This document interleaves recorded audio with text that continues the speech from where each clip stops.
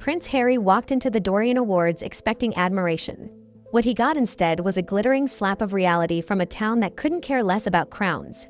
And by the end of the night, he wasn't just humiliated, he was trending, for all the wrong reasons. But before we unpack this Hollywood unraveling, make sure you hit that subscribe button. We break down the real stories behind the headlines. No fluff, no filter, you don't want to miss what's coming next. Now let's rewind. Prince Harry once thought that leaving the royal family would mean freedom. Freedom to speak his truth, freedom to tell his story, and maybe, most importantly, freedom to finally be seen, not as the spare, but as a star in his own right. He had every reason to believe that Hollywood would welcome him with open arms. After all, this was a town that adored underdogs and obsessed over lineage. He was a royal rebel with a best-selling memoir and a Netflix deal. What could go wrong? Apparently, everything. Behind the scenes, trouble was already brewing long before Harry even stepped foot onto the red carpet at the Dorian Awards. Insiders say his team had been in contact with the event organizers weeks in advance, but they weren't negotiating about menu options or red carpet logistics. No, the request was razor-specific and entirely out of step with the reality Harry had created for himself. He wanted to be introduced as His Royal Highness. Just 3 words, but those 3 words carried the weight of an entire monarchy and resignation he signed back in 2020. The Megxit agreement was clear. Harry and Meghan could retain their Duke and Duchess titles, but they could no longer use his or her Royal Highness in any commercial or public setting, and Hollywood, for all its wildness, respects contracts. The Dorian Awards organizers held firm, politely but firmly. They responded. He would be introduced as Prince Harry, Duke of Sussex. Nothing more, nothing less. That should have been the end of it, but it wasn't. The night of the event arrived, and so did Harry. Meghan was nowhere in sight. The cameras flashed. The atmosphere buzzed with ego and champagne. A-list stars kissed cheeks and made quiet deals in corners. Harry smiled, but something about his expression felt practiced tight. The sparkle that usually danced in his eyes had dimmed, replaced by a low simmering frustration he could barely mask. Then came the moment. The host, smooth and effortless, took the stage. Lights dimmed, the room hushed, and then the words, "Please welcome Prince Harry, Duke of Sussex." No HRH, no royal overture. Just the name and title allowed under the deal he agreed to. For a split second, everything held. Then it cracked. Harry's smile froze. His jaw locked. His eyes narrowed, not like a man caught off guard, but like someone personally insulted in front of 1,000 people. And what should have been a 10-second walk to the podium never happened. He didn't move. The applause stumbled. Then stopped. Confusion rippled across the room like a sudden draft. All eyes were on the prince, but the prince wasn't rising. He was brooding, and then he stood, not to accept applause but to exit. No polite wave. Just Prince Harry turning his back to the room and storming down the aisle like a soldier marching into battle. The double doors slammed open behind him with such force, they echoed across the marble floors. Gasps erupted. Phones came out.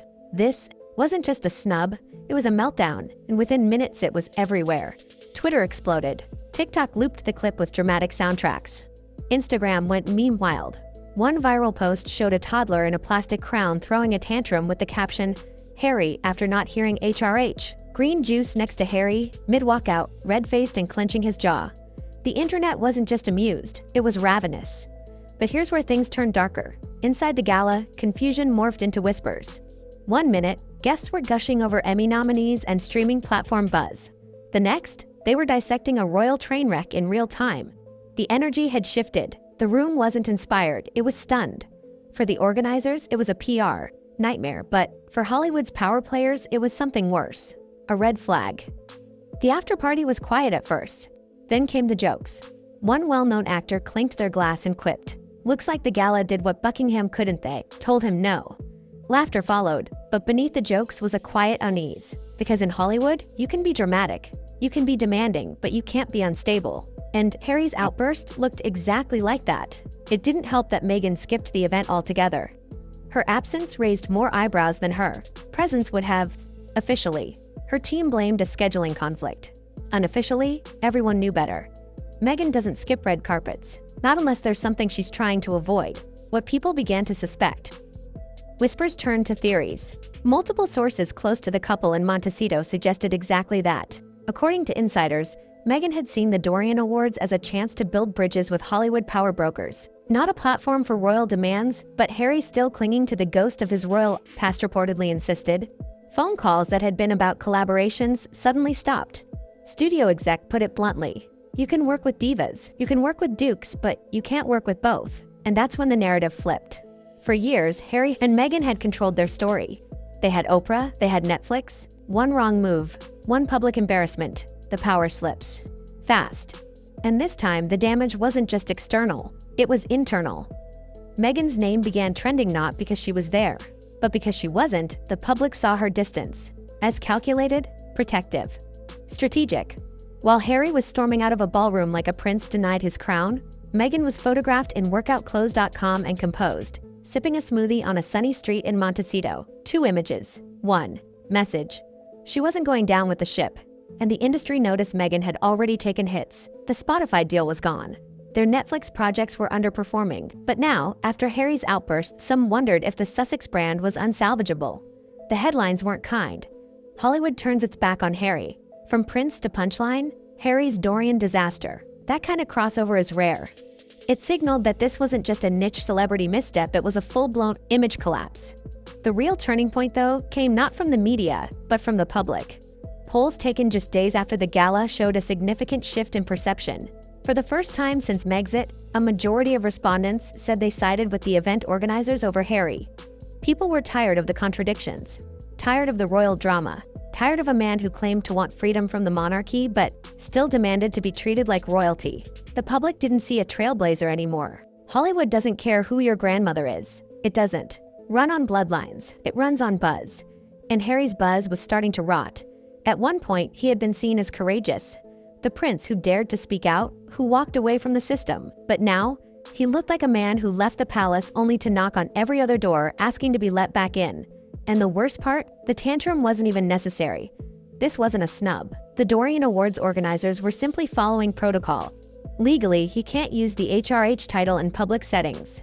They weren't trying to humiliate him, but he made it humiliating. He made it personal. The headlines were brutal, but the industry reaction, that was deadly. Meetings went silent, collaborations evaporated. The golden couple of post-royal media was suddenly radioactive, and while Meghan was quietly pivoting toward lifestyle branding, community engagement and new media, Harry was left chasing ghosts. Ghosts of a title, ghosts of a family. Ghosts of an identity that has Harry truly stepped into a new Is he still stuck in the shadows of a palace he walked away from? There's a reason Hollywood is called the land of reinvention. This town forgives almost anything: failure, scandal, even betrayal if you know how to pivot, but it doesn't forgive entitlement. Especially not the kind that shows up in a tuxedo and demands to be treated like royalty while claiming to reject it. And that's where Harry lost the plot. The story he and Meghan had crafted, the escape from palace politics, the brave new start, the independent voices, was compelling. For a time, but eventually audiences wanted evolution, not echoes. What they got instead was a man who seemed desperate to keep one foot in the castle while cashing checks in California, and Hollywood noticed. It always does, behind closed doors. Studio execs began calling the couple higher-risk talent. Not because they weren't skilled or famous or marketable, but because they were unpredictable. The kind of unpredictable that gets headlines for the wrong reasons, the kind that makes your investors nervous, the kind that derails development meetings because someone had a meltdown over 3 missing letters. For Meghan, the writing was on the wall. She'd spent months quietly shifting her image. Less talk of royalty, more wellness and branding. She stayed out of the Dorian mess entirely. She didn't have to say anything. Her absence said it all. But for Harry, the consequences hit harder. The man who once had Hollywood at his feet was now being treated like a cautionary tale. One former Netflix insider allegedly told a podcast, "When we signed them, we thought we were getting Diana-level public sympathy, but what we got was palace baggage, and now it's showing up at awards shows." The contrast was stark. While Meghan appeared serene, snapped by paparazzi walking her dog or grabbing coffee, Harry became the face of frustration. The walkout, the scowl, the slammed doors. It was no longer about storytelling. It was about ego. And it wasn't just the media talking. Podcasts exploded with takes. Reddit threads dissected the gala footage frame by frame. Celebrity blogs analyzed his body language like it was a royal autopsy. Even fans began to turn. Comment sections, once filled with support, now questioned his intentions, his authenticity, his relevance. And in the end, that's what it all came down to. relevance, because in Hollywood, there's only one rule: stay relevant or get replaced. Titles don't matter, bloodlines don't matter. If you can't evolve, you don't last. And Harry, he was starting to look like yesterday's headline. But maybe that's the moment he needed. Maybe this very public humiliation is the turning point. Because as brutal as Hollywood is, it's also strangely generous to those who own their missteps. So the real question now isn't whether Harry should have stormed out.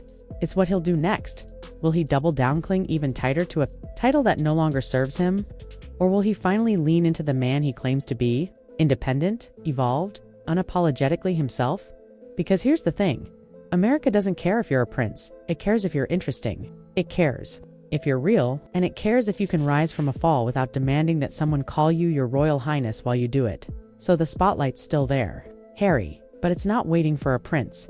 It's waiting for a comeback or a collapse. And either way, the cameras will keep rolling. If you made it to the end, you already know we don't sugarcoat anything here. So if you want more behind-the-scenes stories just like this, subscribe now. Drop a comment and let us know. Has Harry lost the plot? Or is he about to rewrite it?